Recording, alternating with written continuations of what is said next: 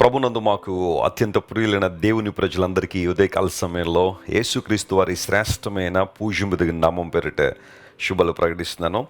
మీరంతా క్షేమంగా ఉన్నారా? భద్రంగా ఉన్నారు కదా? ప్రతిరోజు మీకోసం ప్రత్యేక ప్రార్థనలు జరుగుతున్నాయి. క్రైస్ట్ వర్షిప్ సెంటర్ అనేది దేవుని చేత ఏర్పాటు చేయబడిన సంఘం. ఒక దర్శనము ద్వారా, ఒక పిలుపు ద్వారా అనేక మందికి దేవుని యొక్క వాక్య పరిచర్య చేయడానికి, మీ అందరి కోసం ప్రార్థన చేయడానికి ఏర్పాటు చేయబడిన పరిచర్య. దేవుడు మా మీద పెట్టిన బాధ్యతను నమ్మకంగా నెరవేరుస్తూ దేవుని వాక్యాన్ని ఉన్నట్టుగా మీకు అందించడం ద్వారా ప్రభు కొరకు మీరు తీసుకునే నిర్ణయాల మీద మీ ఆశీర్వాదాలు ఆధారపడి ఉన్నాయి. ప్రతిరోజు దేవుని వాక్యాన్ని మనం ధ్యానం చేస్తున్నాము. ప్రాముఖ్యంగా బైబిల్ గ్రంథంలో ఉన్న వాగ్దానాలు జ్ఞాపకం చేసుకుంటున్నాం. బైబిల్లో ఎన్నో ఆజ్ఞలు ఉన్నాయి, సూచనలు ఉన్నాయి, వాగ్దానాలు ఉన్నాయి, ప్రవచనాలు ఉన్నాయి. అయితే ప్రతి ఉదయాన్నే ఒక వాగ్దానాన్ని మనం వినడం ద్వారా ఆ రోజంతట్లో కావలసిన శక్తిని, బలాన్ని మనం పొందుకుని ప్రభువుని స్తుతించగలుగుతున్నాం. ఈరోజు వాగ్దానం కోసం కనిపెడుతున్నారు కదా? పరిశుద్ధ గ్రంథం తెరిచి కీర్తనల గ్రంథం 22వ కీర్తన 29వ వచనాన్ని చదువుకుందాం. Psalm 22 and verse 29. భూమి మీద వర్ధిల్లుచున్న వారందరూ అన్నపానములు పుచ్చుకొనుచు నమస్కారము చేసెదరు. తమ ప్రాణము కాపాడుకొనలేక మంటిపాలగు వారందరూ ఆయన సన్నిధిని మోకరించెదరు. రెండు ప్రాముఖ్యమైన విషయాలు భక్తుడైన దావీదు ఇక్కడ ప్రస్తావిస్తున్నాడు. భూమి మీద వర్ధిల్లుచున్న వారందరూ అన్నపానములు పుచ్చుకొనుచు నమస్కారము చేస్తారని. ఇది చాలా ఆలోచించాల్సిన మాట. నమస్కారము అని ఉన్న చోట హిబ్రూలో షాఖా అనే మాట వాడబడింది. షాఖా అనగా వర్షిపింగ్ ద లార్డ్.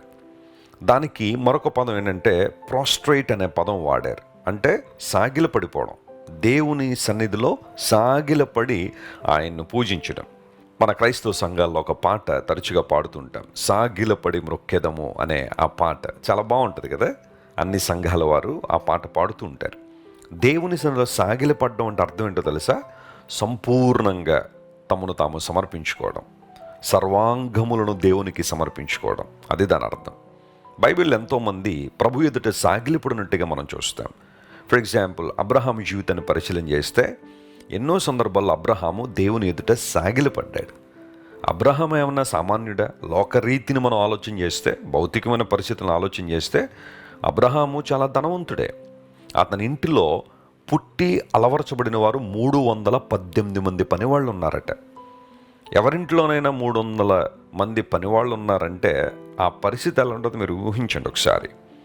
కాలు కింద పెట్టకుండా పరిచర్య చేసేవాళ్ళు అంతమంది ఉన్నారంటే ఇంకా వాళ్ళ యొక్క భోగము, వారి యొక్క ఉద్దేశాలు చాలా విచిత్రంగా ఉంటాయి.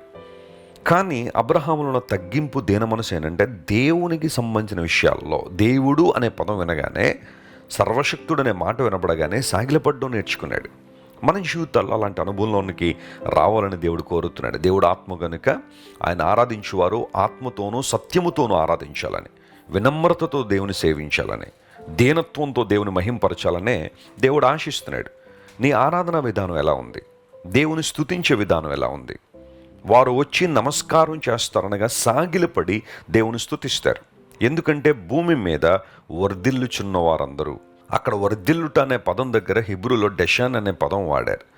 దాని అర్థం ఏంటంటే ఫ్యాట్ అని అర్థం, బీయింగ్ ఫ్యాట్. డెషాన్ అనే హిబ్రూ పదానికి ఇంగ్లీష్లో కొన్ని పదాలు రాశారు. రిచ్ అనే పదం, ఫర్టైల్ అనే పదం, అంటే అభివృద్ధి పొందడం, వృద్ధి చెందడం, సారవంతమైన ప్రాంతంలో ఉండడం, ధనవంతులు అవ్వడం. ఈ పదాలన్నీ కూడా ఆ మాటకు అర్థాలుగా వస్తూ ఉంటాయి. వర్ధిల్లుచున్న వారందరూ. ఒక మాట నేను చెబుతాను చూడండి. కొంతమంది తమ సొంత జ్ఞానంతో, తమ సొంత శక్తితో వర్ధిల్లాలని ప్రయత్నం చేసేవాళ్ళు ఉన్నారు. కానీ నిజమైన అభివృద్ధి, నిజమైన వర్ధిల్లుట అనేది దేవుని దగ్గర నుండి రావాలి. ఆయన దగ్గర నుండి వచ్చే అభివృద్ధి, ఆయన ఇచ్చే వర్ధిల్లే అనుభవాలు శాశ్వత కాలం ఉంటాయి. తర్వాత తరాలకు కూడా దీవెనకరంగా ఉంటాయి. ఎంతోమంది ఈ భూమి మీద ధనికులైన వారు ఆ భోగం అంతా కూడా వారు చనిపోయిన తర్వాత పోయినట్టుగా మనం చూస్తాం. లేదా ఆ వైభోగం అంతా కూడా వారితోనే గతించిపోయింది. ఆ తర్వాత తరాల వారందరూ కూడా భయంకరమైన పరిస్థితుల్లో నెట్టివేయబడి మనం చూస్తాం. కానీ నీతిమంతుల పిల్లలు విడవబడ్డం నేను చూడలేదన్నాడు. వారి పిల్లలు భిక్షమెత్తడం నేను చూడలేదన్నాడు. ఎందుకంటే దేవుని ఆశీర్వాదాలు కేవలం మన మీద మాత్రమే కాకుండా మన తరాల మీద కూడా వస్తున్నాయి. దేవుడు మన తరాలను కూడా ఆశీర్వదిస్తారు. ఈరోజు నీ భక్తి, నీ ఆరాధన, దేవుని పట్ల నీకున్న విశ్వాసం, అచంచలమైన విశ్వాసం, పరిపూర్ణమైన భక్తి, యథార్థమైన ఆరాధన నిన్ను నిలబెట్టడం మాత్రమే కాదు, నీ తర్వాత తరాల వారిని కూడా నిలబెడుతుంది. దేవుడు నిన్ను వర్ధిల్లింప చేస్తున్నాడు. ఆయన మందిరములో నాటబడి మనం వర్ధిల్లుచున్నామని బైబిల్లో రాయబడిన రీతిగా దేవుని సన్నిధిలో నువ్వు వర్ధిల్లాలని ప్రభు కోరుతున్నాడు. చాలామంది పెద్దలు పిల్లల్ని ఆశీర్వదిస్తుంటారు, నువ్వు వర్ధిల్లుదువుగా. కానీ అయితే నిజమైన వర్ధిల్లడం దేవుని సన్నిధిలోంచి జరగాలి. దేవుడు మనల్ని అట్టి విధానాల్లో దీవించినందుకు మనం ప్రభువును స్తుతించాలి. ఒకవేళ ఈరోజు నీ జీవితం ఇంకా గొర్రెకు బెత్తెడుతో కన్నట్టే ఉందా? ఎక్కడ వేసిన గొంగళి అక్కడే అన్నట్టుగా నీ జీవితంలో ప్రతి పరిస్థితి ఆగిపోయిందా? ఈరోజు దేవుడు నీతో మాట్లాడుతున్నాడు. ఈ భూమి మీద నువ్వు వర్ధిల్లాలని దేవుడు ఆశిస్తున్నాడు. ఎందుకంటే నువ్వు అన్నపానములు పుచ్చుకొని హృదయపూర్వకంగా దేవునికి నమస్కారం చేస్తావని, ఆయన ఆరాధిస్తావని, ఆయన ఘనపరుస్తావని, ఆయన మహింపరుస్తావని. ప్రియ దేవుని బిడ్డలారా గమనించండి, దేవుని నుండి మేలులు అనుభవించడం ఒక ఎత్తు అయితే, ఆ అనుభవిస్తున్న మేలులకు కృతజ్ఞత తెలియజేసినప్పుడు దేవుడు మరిన్ని గొప్ప కార్యాలు మన జీవితంలో జరిగిస్తాడు. ఆశ్చర్యకార్యాలు జరిగించడానికి దేవుడు సామర్థ్యం కలిగిన వాడే. ఆయన ఎప్పుడు కూడా శక్తిహీనుడు కాదు, బలహీనుడు కాదు. ఆయన తన బిడ్డలను మర్చిపోయేంత పరిస్థితులు ఆయన లేడు. నిన్ను నన్ను జ్ఞాపకం చేసుకుని బలమైన కార్యాలు జరిగిస్తాడు. మంటిపాలగు వారు ఆయన సన్నిధికి వచ్చి మోకరిస్తారు. నిజమే, మనందరం మంటివారమే. మనలో ఏ ఒక్కరం కూడా బంగారంతో చేయబడిన వాళ్ళు ఏం కాదు కదా. మంటి నుండి తీయబడ్డం, మంటిలోకి వెళ్ళిపోతాం.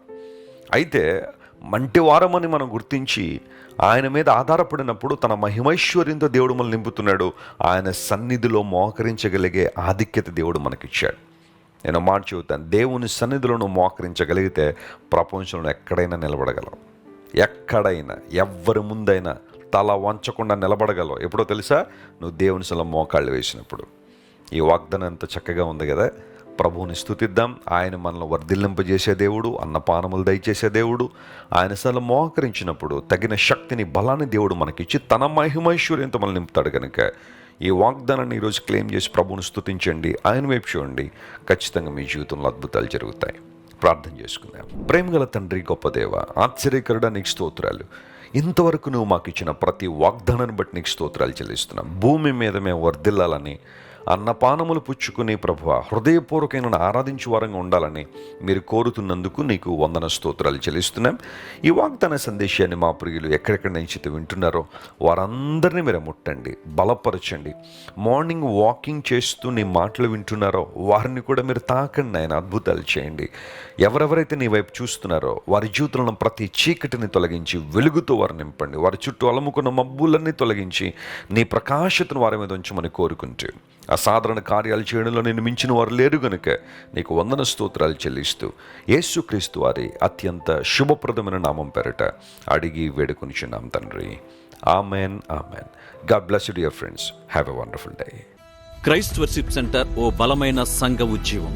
కొన్ని సంవత్సరాల క్రితం కేవలం 2 ప్రారంభించబడిన పరిచర్య నేడు ప్రపంచవ్యాప్తంగా లక్షలాది మందిని ప్రభావితం చేయుచున్నది. వాక్య సంబంధమైన ఉద్యమంలో, పరిశుద్ధాత్మ సంరక్షణలో కొనసాగాలనుకునే ప్రతి ఒక్కరికి మా ప్రేమపూర్వక ఆహ్వానాన్ని అందిస్తున్నాము.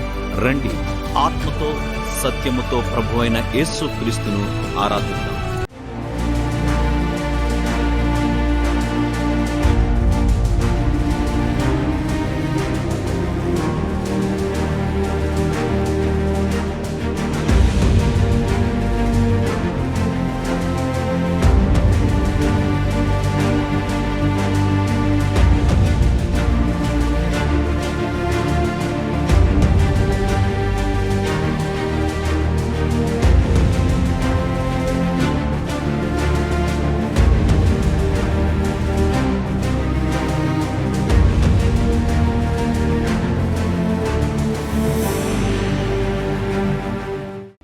మీరు ఇంతవరకు విన్న దైవ సందేశం మరియు దేవుని సేవకులు చేసిన ప్రార్థన మీకు ఆశీర్వాదకరముగా ఉన్నదని విశ్వసించుచున్నాము.